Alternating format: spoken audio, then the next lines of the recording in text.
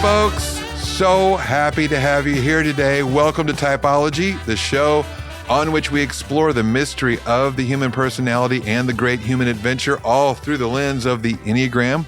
My name is Anthony Skinner, your producer and co-host. So happy to have you here today.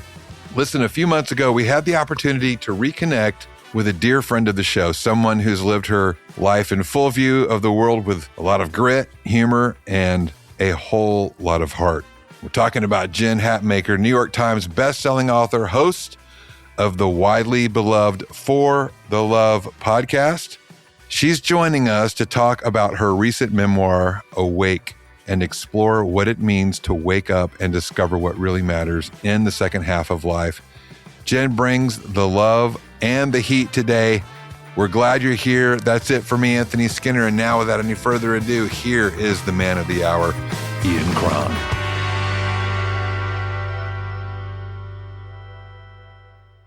Hey, Typology friends, welcome back. Today's a big one, bigger than normal. In the house, we have our good friend, author of the new memoir, Awake, Enneagram Three, the inimitable, the incomparable, the amazing Jen Hatmaker. Welcome to Typology. That's a lot. That's a lot, first of all. But well, look, Ian's a lot, so. Yeah. That's right. That's fair. That is, we're just speaking truth here on Typology podcast. I'm happy to see you guys. I'm so happy to be here. Man. I am so stoked to talk to you specifically about the new book, Awake. But I have a whole host of Enneagram related questions. Yeah. And so the book begins with this horrible revelation that occurs some years ago. And you wake up at 2:30 in the morning to hear your partner having a conversation with another woman, and you realize, almost like that great line, it's the end of the world as we know it. That's right. You know, hence, I suppose, the title Awake to some degree. Yeah, it was, it's been interesting since the book's come out, and I've had the opportunity to speak to so many readers and folks that a lot of us have what I'm referring now to as the date. It's like a before and after date. So for me, it's July 11th, 2020. Sometimes it's like a diagnosis is the date, or a tragedy is the date. And whatever it is, a lot of people, I think, have a moment that splits your story in half. And that's what it was for me. I'd been married for 26 years. We had kind of a,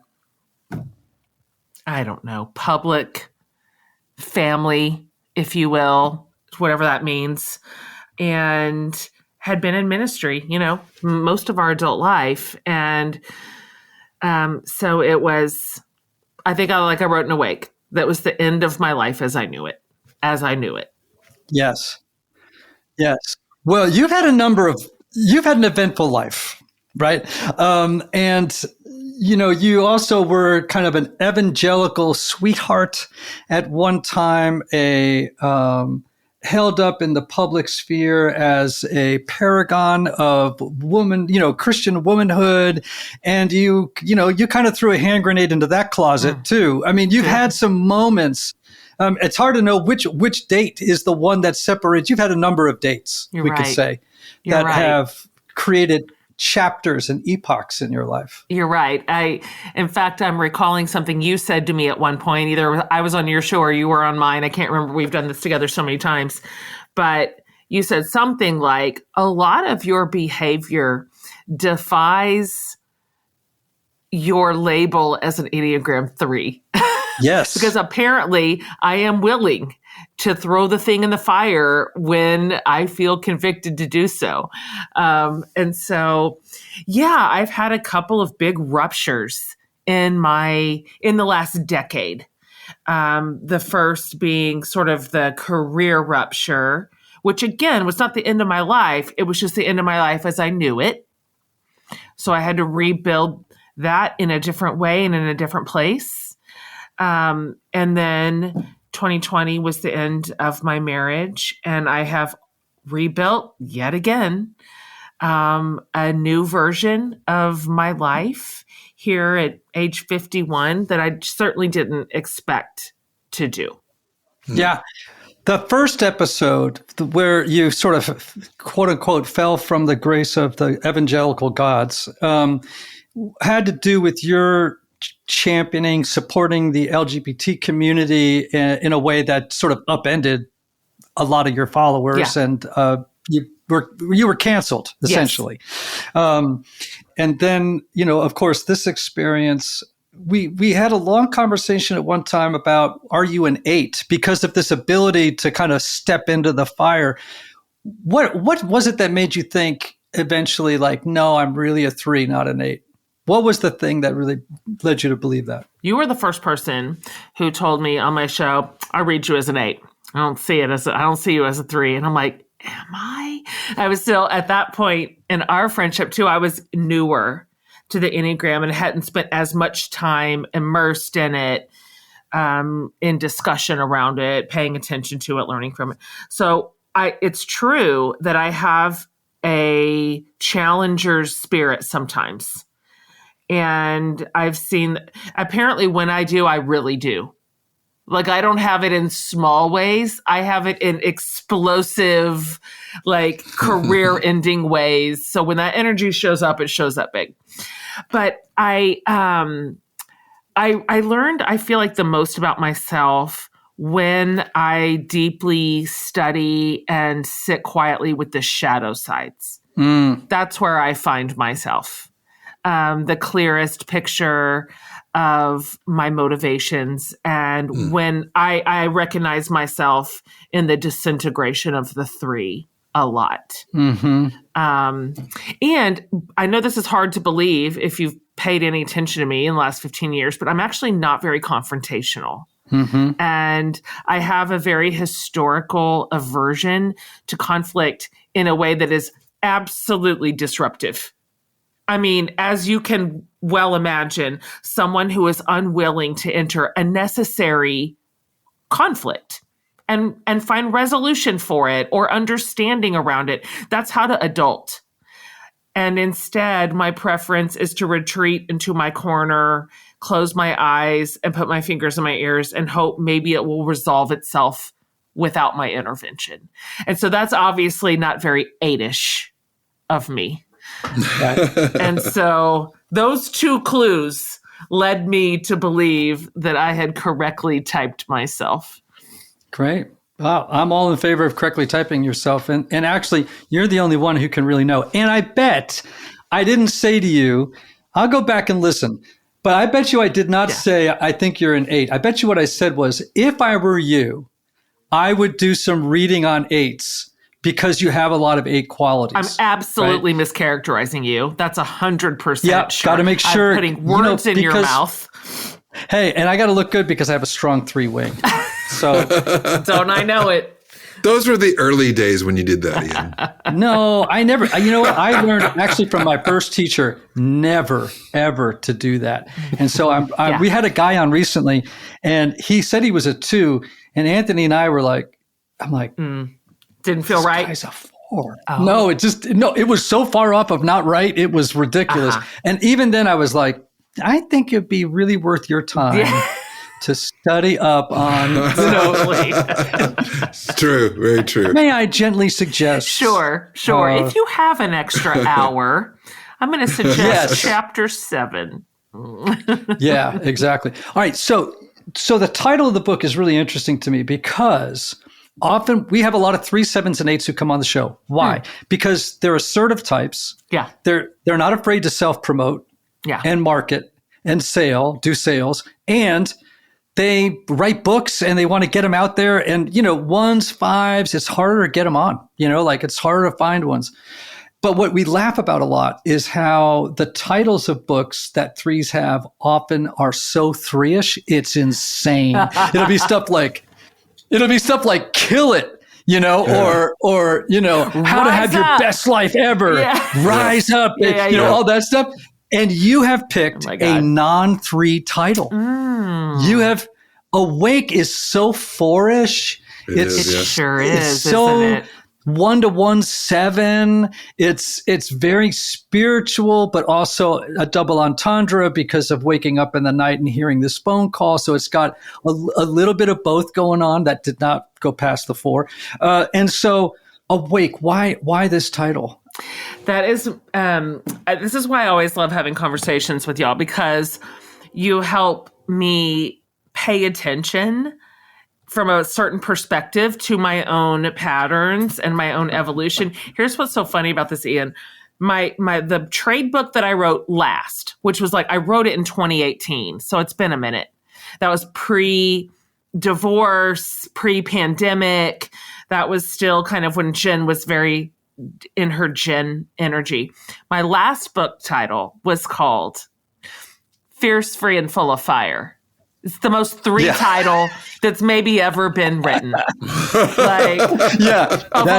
all the titles, between the assertive energy and the alliteration, it was doing the most. And so it's interesting because I've been, as you might imagine, I had to steer into quite a bit of recovery after the loss of my marriage, and spent a lot of quiet time in therapy, in embodiment work, which I'm not historically good at, or I don't reach for embodiment. That's not the 3's best tool. Mm-hmm. But I found that my mind, which has generally been my best partner, was just so, it was just stuck. I was just in a poisonous loop of shock and trauma and sadness and overwhelm. And I was having a hard time processing my life with my brain and my thoughts, which have always been very, very good cerebral partners to me. So I had to use my body. And so it's been interesting to notice the evolution of my darker impulses over the last 5 years, because I remember it was the night before the book came out. So it was just this September. And I was in New York, about to have a whole, thing. And I was just in my hotel room, really quiet. I was looking out the window and I thought, let's do a body. How am I doing? How do I feel right now? This is, a pretty heavy story to put out in the world. How am I feeling? So I'm scanning and I realized, this is my 14th or 15th book, that I was absolutely calm. I did not feel afraid. And here's the bigger thing for this conversation. I didn't feel grabby and controlling about the outcomes. And that is normally my whole ethos. Normally, when I'm getting ready to put a book out, I am deeply micromanaging all the optics, all the messaging. I want everybody to read and interpret my book exactly like I want them to. I want them to understand me exactly like I want to be understood. And so I'm just tight and white knuckling everything. And I sat there the night before this book came out and went, it's not up to me. People will do with this what they'll do with it. I've already done my work. My work was putting the most honest, truthful, self-aware story on the page that I could. It's over. And so at this point, it's going to be what it's going to be in the world. I did not feel afraid. I did not feel like I wanted to engage the sort of a handful of darts that were coming at it from a variety of sources. Didn't take the bait, didn't want to defend myself, didn't want to explain myself. And so I thought, hell, maybe even an Enneagram 3 can learn to overcome her basest impulses, to be shiny and to be liked and to be understood. I'm not saying I've conquered it, but I'm saying I think I'm doing a little better. I love that. And I was wondering, because the book is so vulnerable and raw, and we've, it's interesting. We kind of have a similar experience, because I put out a book this year that was similarly raw and self-revealing and scary. And I did not have, I will say, I envy, because I'm a 4, I envy your mind space the night before the book dropped, because I was actually really afraid. Were you? Yeah, terribly afraid. More than any other book I've ever written. I really felt like, oh, have I gone way too far out on a limb here? Have I blown my life up by having this book? But it didn't happen. Of course but, not. And I was, eventually over time that wore off. But for a 3 that typically is so concerned around the image of success, to write a book that so honestly talks about struggles and failures, I'm surprised that you weren't a little bit more unnerved. I know. I hear it. I mean, even when I hear it coming back from you, I'm like, wow, what in the world? And not the only, but the primary factor that I can source here is that I just lost so much already. I lost the dream of my life. I lost my intact family, my most cherished prize. I lost the vision I had for our young adult kids to launch and grow and come back home to us. For a while, I thought maybe I'd lost my credibility, because I'd been someone who had spoken and written about marriage and family for 20 years. I was losing some confidence in certain elements of my faith structures. And so I think, the best I can guess is that I'd already been stripped pretty bare and in the watching eye of the public. And I just didn't feel like I had a lot left to lose. And in fact, I found this very strange reverse energy in writing such, in some cases, humiliating pieces of my story and my interior life, and admitting like the bleakest parts of me.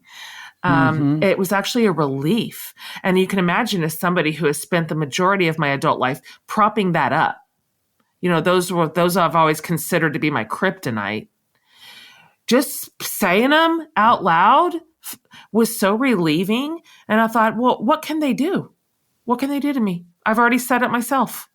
Yeah, I do resonate with, right? Like, I feel like, well, it goes like to the old lyric, right? Freedom is just another word for nothing left to lose, right? It's like, I got nothing left to lose. And I also think, because I want to talk about midlife and these different stages of life, like, I think you arrive at a certain point in life where you just don't have the time anymore for the bullshit. Totally. And it's like, I don't have the time. And even and that's with or really without beautiful crisis, turn. even without crisis, we just get older and go, God, this is my life. I'm halfway through. How much more am I going to waste on the nonsense? Yes. Oh man, it's so. It is such a relief when it happens. So, midlife. Yeah. Because the book is also about midlife, right? It's about this, you call it a midlife renaissance.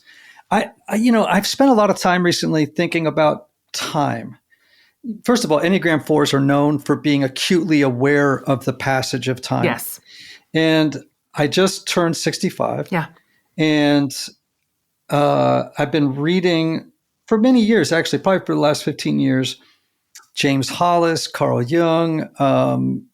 I just finished Ronald Rolheiser's new book, Insane for the Light. I don't know if you've seen it. It's all about the 3/3 of life. He doesn't think of it in halves, but in thirds. Sort of Richard Rohr-esque. Yeah. Richard got a lot of inspiration, I think, from James Hollis and Jungian, analysis. This idea of the two halves of life is not original to him. That's been widely written about in the literature. But he had a particular take on it that was very sticky and helpful. So I don't want to diminish anything that he did. But here's a couple of quotes from James Hollis I want to throw at you. Okay.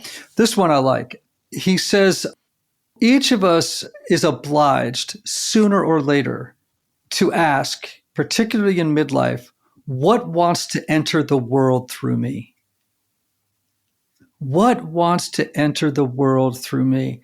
And I guess what I was thinking as I was going through the book, and what is it that you feel wants to enter the world through you? Oh, I love that quote. Such a good question. It's so generous, like such a generous way to imagine someone's position in the world and the scope of their life. That is lovely. And everybody will have an answer for that. People ask me a lot why I would have written this story.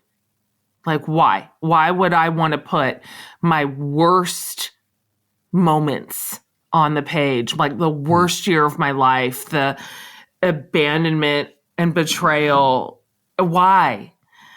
Most normal people would have just experienced that privately, like behind the firewall with a handful of trusted people. And that feels like maybe the normal way to move through crisis in any given life.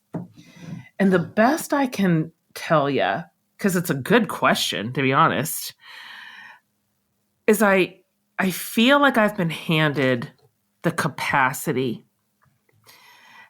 to live my life, even the worst moments of it, the lowest, darkest, bleakest moments of my life, in front of people. Something about my lack of fear to do it, my capacity or ability via whether it's writing or whatever it is that I do. And then this tendency I got from my dad, which is it's glass half full. And I asked myself, is this going to be the end of my story? Is this how I want my story to end? Am I just going to ride this out in misery or mediocrity until I'm dead? And I've just never had that response. And so something about my damn insistence, my stubbornness to squeeze goodness out of the worst thing and to find the story again and to find the thread and to believe in the best parts of the story, not the worst. It puts me in this position of leading other people, because that's how life is for all of us. My life is not interesting. My suffering is not interesting. It's not rare. It's not unique. It's ordinary. And so something about my capacity to live an ordinary life with all the ups and all the downs in front of people, I think it's my work. And I think if I burrowed down to the very bottom of it, I think what I want to put into the world is hope. I hate that if it sounds trite, if it just sounds like something all writers say. I want to put hope in the world, but I genuinely do, because I believe in it. I love that. And I think that's a worthy desire of the heart to bring hope into the world. I mean, I think, in my own life, I think about beauty, truth, and goodness, particularly beauty and truth. My desire to have that enter the world through me with my own particular voice and style, because nothing I'm going to say is particularly original. Sure. The only thing original about what I say is how I say it. Right. And the person I am as I say it. Yeah. That's what makes it interesting, if anything. So when you enter into midlife, first of all, tell me what you think the task, because I think every phase of life has a certain task or an agenda associated with it. What is the task of midlife? That's a great question. I think I could probably create several slivers of this pie chart that could all be reasonably true. But if I want to consider maybe the biggest umbrella over midlife that I am and have experience and that I see in my community as well, so it feels very ubiquitous, is that the task right now for me of midlife is transition. And it is to transition well, with intention, and with great expectation for the second half. So many things are in flux right here in midlife. Transition is, it's almost in every category. Our bodies, for sure. These are not the young containers they once were. And we're having to sort that all out. Most of us have some sort of transition in our careers about here, either by choice or by force, one way or another. I see a lot of us having turnover in our work. Our family, our roles are transitioning. Midlife means a lot of our kids are growing up and launching, those of us who are parents. And so what maybe used to be the center spoke of the wheel, that sort of role of being a mom or a dad, is transitioning into something completely different. Being a parent of young adults is totally different than being a parent of a 10-year-old. And then a lot of our relationships are transitioning. Of course, look at the data. For a great deal of us, it's marriage. A lot of the marriages that we entered in as younger people are not outlasting midlife. Also, it's friendship. I think we're getting to a point in our life too, where some of the friendships that were bedrock, perhaps in our younger years, in our building years, have either run their course, or we find ourselves in a new place. Oh, and I forgot to mention faith. Of course, that's the community I've built. So to be fair, the sample size is oversized, but a lot of us are reimagining our faith right now. What does it mean? What do we hang on to from our childhood? What do we release? What do we believe? What do we no longer adhere to? And so everything is in flux, everything. And so to me, this goal of transitioning, not in chaos, not scattershot, not whatever happens to me will happen to me, but with much more intention than that, and dignity and grace. I think that is what, if we emerge from midlife having done that work, we're going to be real tickled about what we get to experience next.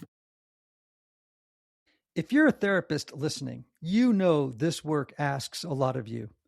When I was seeing clients every week, sitting with people, helping them make sense of their stories, I loved it. But the administrative side of the job could quietly pile up. Scheduling, notes, billing, insurance follow-ups, all the things that happen before and after the therapy hour itself. That's where Simple Practice comes in. Simple Practice is an all-in-one EHR that's HIPAA compliant, high trust, certified, and designed specifically for therapists. It brings your scheduling, billing, insurance claims, and client communication together in one secure place, so you're not juggling 3 different platforms and a spreadsheet you're slightly afraid of. Automated reminders help reduce no-shows. Note templates make documentation quicker. And if you're launching or expanding a practice, their credentialing service helps take the headache out of insurance enrollment. The idea is simple. Lighten the administrative load so you can stay present for the work that really matters. If you're ready to simplify the business side of your practice, this is a great time to try Simple Practice. Start with a 7-day free trial, then get 50% off your first 3 months. Just go to simplepractice.com to claim the offer. That's simplepractice.com. I've got good news and bad news. Here's the bad news. Most protein bars are packed with sugar and unpronounceable ingredients. The good news? There's a better option. I'm Will, and I created IQ Bar plant protein bars to empower doers like you with clean, delicious, low-sugar brain and body fuel. IQ bars are packed with 12 grams of protein, brain nutrients like magnesium and lion's mane, and 0 weird stuff. And right now, you can get 20% off all IQ Bar products plus free shipping. Try our delicious IQ Bar sampler pack with 7 plant protein bars, 4 hydration mixes, and 4 enhanced coffee sticks. Clean ingredients, amazing taste, and you'll love how you feel. Refuel smarter, hydrate harder, caffeinate larger with IQ Bar. Go to eatiqbar.com and enter code BAR20 to get 20% off all IQ Bar products plus free shipping. Again, go to eatiqbar.com and enter code BAR20. So I love that, but I'm also going to lean in. Yeah. What in your mind is on the other side of the transition so let me put it this way. I like this word.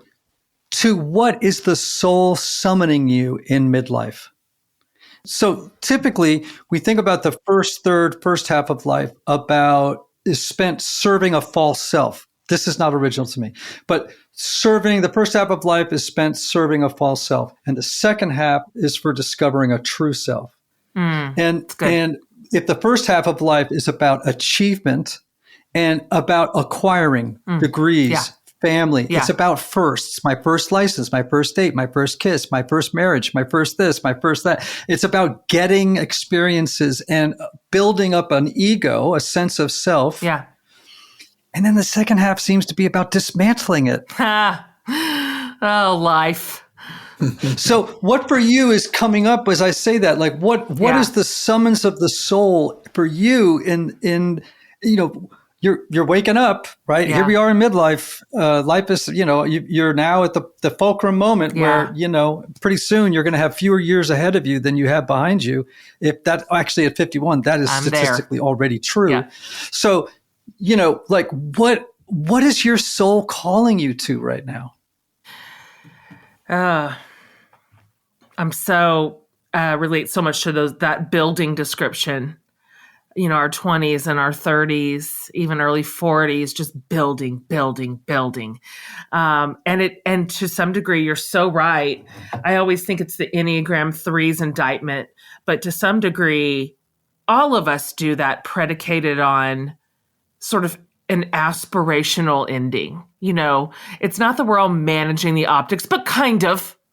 We are wanting to build the house just so sturdy and so respected. And that you just described the energy of my 30s and just endless capacity to just go. Of course, I don't have that anymore and I don't want it.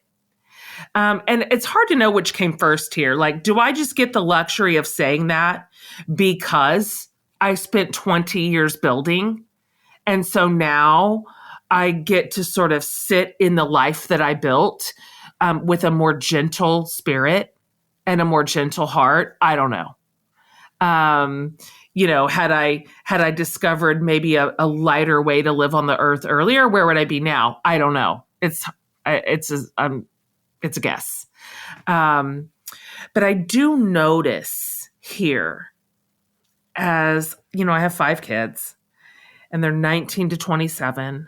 My oldest is married. He just gave me, as you mentioned, a grandson 3 months ago.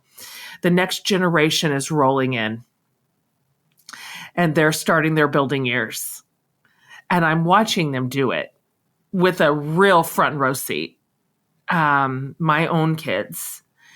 And I am watching them fret and fuss and worry and catastrophize the way I did all these things. I am watching them struggle sometimes to recover from a mistake or a misstep and think, well, it's all ruined. One of my kids told me that just a couple of weeks ago. I've ruined my future. He's 22. And he was talking about a singular test score. And I'm like, oh boy, I remember this. I remember this feeling of urgency. And I thought, I wonder how I can teach my kids to relax into their lives a little more at this age better than I did. And I don't know that I can. Because as you just said, this seems to be the arc. That is sort of the arc of young adulthood, like careening into midlife. But now I feel myself, I hate saying this because it just feels like a bit of a cliched answer, but I am starting to notice what really matters? What do I really want to give my energy to? Going back to the night before Body Scan, the book came out, I found myself going, I don't actually want to give any energy to negative somebody else's discomfort around this story. They're welcome to it. It's their right to have it, but I find myself unwilling to carry it or even engage it. Mm-hmm. Yeah, that's called being free of codependence, right? Which is this kind of, there was probably maybe a season in your life, and I think this is typical for evangelical women early on, which is, I can't be okay unless you're okay with me, right? And, as you get older, you're like, I can be perfectly okay with you not being okay That's with it. me or anything else. Yeah, that's right. So I think another task in midlife is, we're handed scripts as little people, right? We're handed religious scripts. We're handed gender scripts, cultural scripts, professional scripts. Here are the scripts. Go, and we read off them for a long time. And then midlife comes along. And again, midlife isn't necessarily 40 or 45. Some people hit midlife even earlier, right? I've met plenty of 32-year-olds in midlife, usually catapulted forward by some kind of dramatic event. Exactly. Right. I meet a lot of people in the rooms of recovery. They're in the second half of life and they're 30. You're right. Yeah. Life grew them up early. Yeah. It kind of accelerated it. Now, you've sort of thrown away the script, the religious script you were handed. We've seen that in your career. You've thrown away the marital sort of mom script that was also probably influenced by cultural and spiritual messages you got growing up. What script do you feel now is like being taken away from you or gladly being released by you to embrace something new? Is that in the spiritual realm? Is it in what area of your life? What script are you letting go of right now? It's good. That's really good. Yes, good questions. It's like you've had a podcast for a while and have learned how to interview. I'm proud of you. Well done. Oh, gosh. I've got a couple, and I think they might be connected. One script that I have really loved for a long time. If I didn't love it, I certainly co-signed on to it. So one way or another, I'm either complicit or was this real, burden. I don't know I think that's the right word, burden, to hit my marks and hit them with excellence. Like I wanted to hit every mark with impressive accuracy. Parenting, I wanted that to just go so beautifully. Which of course, it makes sense that your kids are a reflection of you. That's a very healthy perspective. And marriage, and then I had these career marks that I deeply wanted to hit, and some of those were metrics that were measurable. So that makes it even harder because I either hit them or I don't. It's not nebulous at all. It's not how I feel about it. Doing all this so well felt really important to me for a long time. And I think a story that I told myself was, that is important because you're setting an example. Like you got a lot of eyes on you. And so it's important for you to just essentially excel at everything. Because this person may be watching you for faith leadership, but that one may be learning about your parenting. And this one is going, what about my young marriage can I emulate? And so I just felt like I didn't have anything that could even remotely be medium, much less in the lower half of the glass. And so for obvious reasons, I'm not hanging on to that script anymore. Or, okay, let me be more honest. I'm loosening my grip on it. That feels a little truer. I'm loosening my grip on it. And feel like I don't have to be the best at this. I don't need you to think that I am, or I don't need to show you a version of this category of my life that makes me feel credible. So I don't know how that's going to go, because I still have those impulses, of course, but I'd like to release that. I'd like to just be a person. Mm-hmm. I would just like to be a person in the second half of my life. I don't know if I get the chance to do that because I've built quite a deal here. I'm in a bed of my own making, but I would love to see what it feels like to just be a person. I'm interested in it. I'm drawn to it. Yeah. So as we come up on the sort of the end of the show here, I wanted to ask you about the title again, going back to the title. There's a Catholic spiritual writer. I'm sure you've happened upon him in your travels. His name was Anthony DeMello. And Anthony DeMello was a Catholic priest, very influenced by Eastern spirituality. And he once defined spirituality this way. He goes, spirituality is about waking up. Okay. I love that. I've used it a million times because I think actually I believe that Christianity is an awakening religion. I think it's an enlightenment religion, which always freaks people out when I say it's about enlightenment. It's about being filled with light, right? It is an enlightenment religion. So as you think going into midlife about God, spirituality, and you've been on quite a journey with that, like, how are you waking up in the spiritual realm? I grew up in a kind of conventional, traditional, high control religious environment. A lot of us know that background, a lot of rules, and I flourished in that for a really long time. As you can imagine, I'm an achiever. So if you're going to give me a list of spiritual tasks to complete in order to be considered faithful, I'm going to hit those. And I did. Understandably, that is not necessarily where the Spirit of God resides in that completed task list. Turns out that it's not very enlightening at all. It's just scary and hard and arbitrary and debilitating and exhausting. And that's where I found myself, I think, in faith, just going, shit, I've worked hard for God my whole life. And I ended up here with a shattered marriage born out of like a betrayal from a second life I didn't know was happening. None of it worked. And so what do I have left in my hands? And it's been interesting. And I talk about this a little bit in the wake, but I haven't been back in a consistent way to church since 2020, which is weird. I'm a pastor's daughter and I was a pastor's wife. Probably missed 6 Sundays in my entire life before 2020. So this is an interesting place to be. And it's been so fascinating for me to find God in different ways than where I thought he lived, which was under the steeples. There's this great story. I love this. It was an interview with Dallas Willard.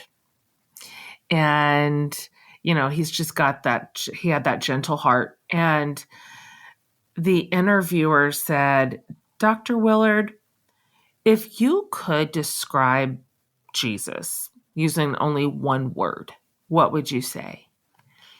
And he said, relaxed. And I remember when I read that, I thought, what? Relaxed? God hasn't been relaxed a day in my life. That guy is tight. And he is scary, and he is watching, and he is punitive, and I was stunned by that response from this theologian, a biblical scholar. All that to say, 5 years later, I find myself in a place where God and I are relaxed.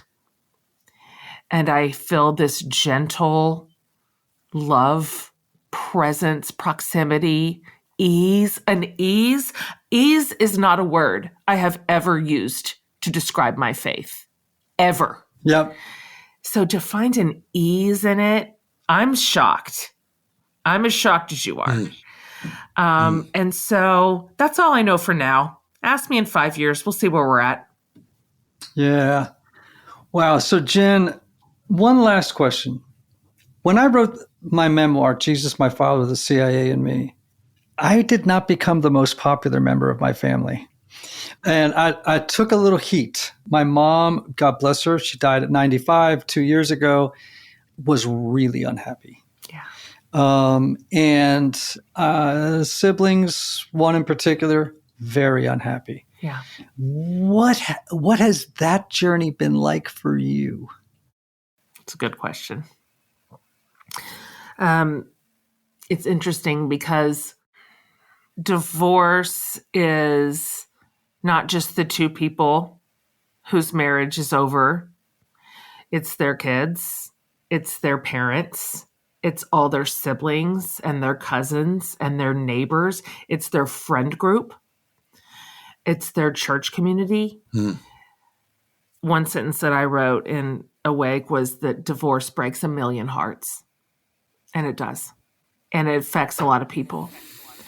The way that I thought about this every second that I was writing this memoir. It's not just my story to tell. Parts of it are.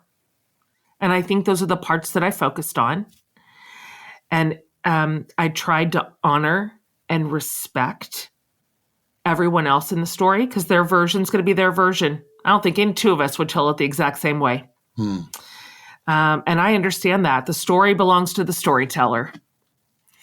And this one was mine. And so I hope that I have deeply protected and honored everyone else who was affected by our divorce. I kept a little note card. God, do I still have it?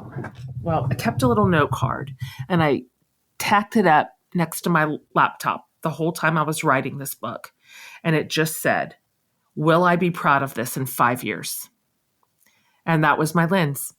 That was my North Star for every memory that I included or excluded, for every word I chose, for every sentence I crafted. Will I be proud of this in 5 years? And I think it kept me in my integrity. And going back, just closing the loop on that body scan the night before it came out, as I thought, where am I? I realized I did not feel afraid, ashamed, or regretful about a single sentence I had written. Not one. I had some of those in there, took them out long before it hit the shelves. And so maybe the best response to that is what my daughter told me. She's 25, keen eye. This is her family. They didn't ask for parents out on Front Street with their story. She said she had in the book before it came out, of course. She had it for a week before she said something to me about shoot all my fingernails off. I thought, I'm not going to survive this week if she does not text me in the next day, but I'm not going to circle back. So a week later, she calls me and she goes, all right, I've read the whole thing. And two things. She said, one, I think it's just beautiful. And two, I do not feel like you have overexposed any of us. And that was all I needed to hear. That was my last sleepless night. And so I hope I can stand by this with honor, not just today, but next year and the year after that. And I sincerely hope the best for every single person in this story, that they recover, that they rebuild, that the second half of their life, not just mine, is beautiful and whole. And that's my hope for the whole family. It's a great place to end. Yeah. Thank you, Jen. I love when we have a chance to talk. I mean, it never fails to make my brain fizzy and happy. Nice. And also I will say, there were a couple of people that were incredibly kind to me when I wrote The Fix. And it was one of those books that I had so much fun writing it. And then I realized I was going to have to publish it. That's right. And I was like, oh shit, what have I done? Those three or four people outside of my family, right? My kids, and my wife. One was Richard Rohr. One was Kurt Thompson. Of course, two of the best. Yeah. Another person that was just, incredibly gracious and encouraging and kind, and who just consistently showed up for me, cheering me on, was my friend Michael Cusick, who's a therapist and an author and a wonderful guy, among others.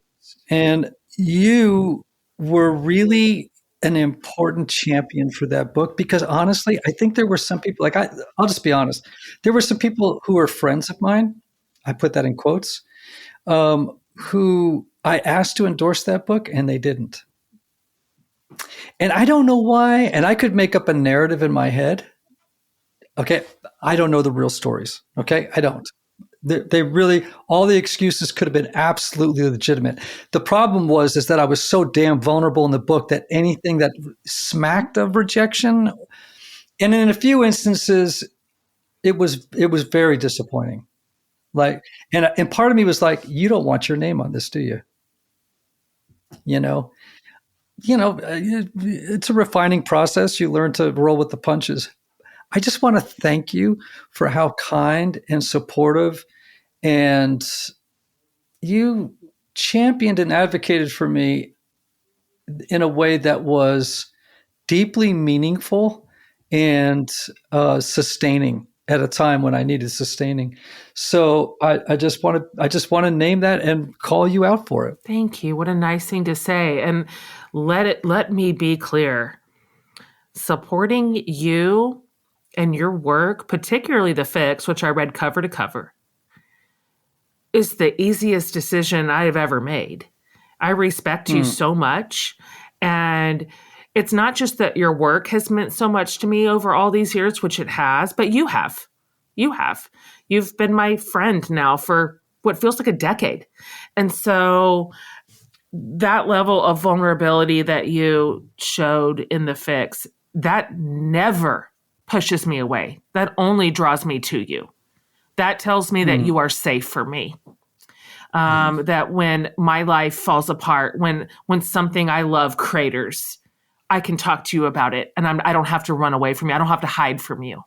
And so that's what you do for your community. You've done that for a very long time. And the fix was just one more link in that chain. That's exactly who you've always been. It's not a departure. So I don't understand that aversion at all. But other people's dysfunctions are not our problem, because we're not codependent anymore, because we go to therapy. That's right. And so thank you for always being my friend and supporting my work too. So it's a mutual adoration club. All right.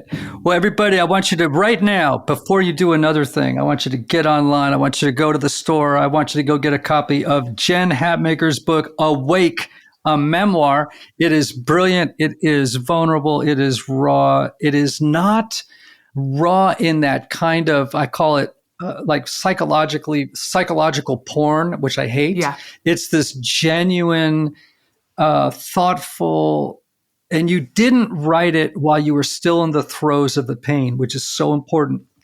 It had already been worked out, and now you have something to say. I hate it when people write books and they still haven't processed it yet. And you can tell, and it's painful to read. Oh, and you can tell. Yeah. Oh, it's painful to read. Yeah. So anyway, Awake, a memoir. Go get it. And Jen, God bless you and all those you love. And Anthony, same to you. Yeah. May you all listen. May you all have love. May you have joy. May you have peace. May you have healing. May you have rest. Until the next time. See you later.